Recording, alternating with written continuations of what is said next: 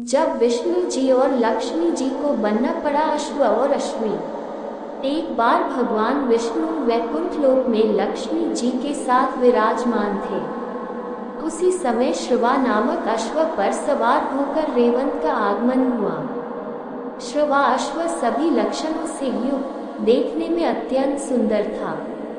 उसकी सुंदरता की तुलना किसी अन्य अश्व से नहीं की जा सकती थी।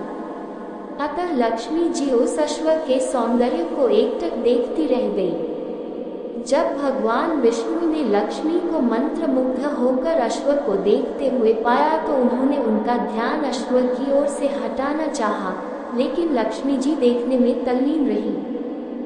भगवान विष्णु द्वारा बार बार झकझोरने पर भी लक्ष्मी जी की तंद्रा भंग नहीं हुई। तब इसे अपनी अवहेलना समझकर भगवान विष्णु को क्रोध आ गया और खींचकर लक्ष्मी को शाप देते हुए कहा, तुम इस अश्व के सौंदर्य में इतनी खोई हो कि मेरे द्वारा बार बार झकझोरने पर भी तुम्हारा ध्यान इसी में लगा रहा, अतः तुम अश्वी हो जाओ।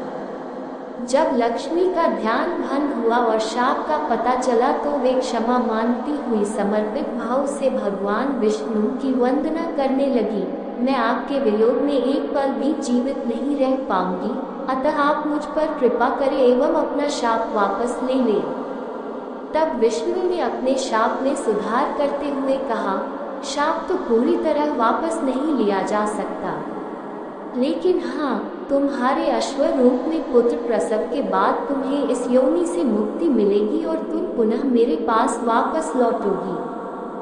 भगवान विष्णु के शाप से अश्वी बनी हुई लक्ष्मी जी यमुना और तमसा नदी के संगम पर भगवान शिव की तपस्या करने लगी। लक्ष्मी जी के तप से प्रसन्न होकर शिव पार्वती के साथ आए। उन्होंने लक्ष्मी जी से तप करने का कारण पूछा। तब लक्ष्मी जी ने अश्वी हो जाने से संबंधित सारा वृतांत उन्हें सुना दिया और अपने उद्धार की उनसे प्रार्थना की। तब भगवान शिव ने कहा, देवी तुम चिंता न करो, इसके लिए मैं विष्णु को समझाऊंगा कि वे अश्व रूप धारण कर तुम्हारे साथ रमण करें और तुमसे अपने जैसा ही पुत्र उत्पन्न करें ताकि तुम उनके पास शीघ्र वापस जा सको। भगवान शिव की बात सुनकर अश्वी रूपधारी लक्ष्मी जी को काफी प्रसन्नता हुई। उन्हें यह आभास होने लगा कि अब मैं शीघ्र ही शाप के बंधन से मुक्त हो जाऊंगी और श्री हरि विष्णु को प्राप्त कर लूंगी। भगवान शिव वहां से चले गए। अश्वी रूपधारी लक्ष्मी जी पुनः तपस्या में लग गई। काफी समय बीत गया, लेकिन भगवान विष्णु उनके समीप नहीं आए। तब उन्होंने भगवान शिव का पुनः स्मरण किया। भगवान शिव प्रकट हुए। उन्होंने लक्ष्मी जी संतुष्ट करते हुए कहा, देवी धैर्य धारण करो, धैर्य का फल मीठा होता है। विष्णु अश्व रूप में तुम्हारे समीप अवश्य आएंगे। इतना कहकर भगवान शिव अंतर्धान हो गए।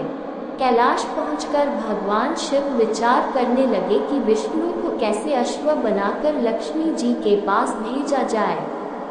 अंत में उन्होंने अपने एक गण चित्ररूप को दूत बनाकर विष्णु के पास भेजा। चित्ररूप भगवान विष्णु के लोक में पहुंचे।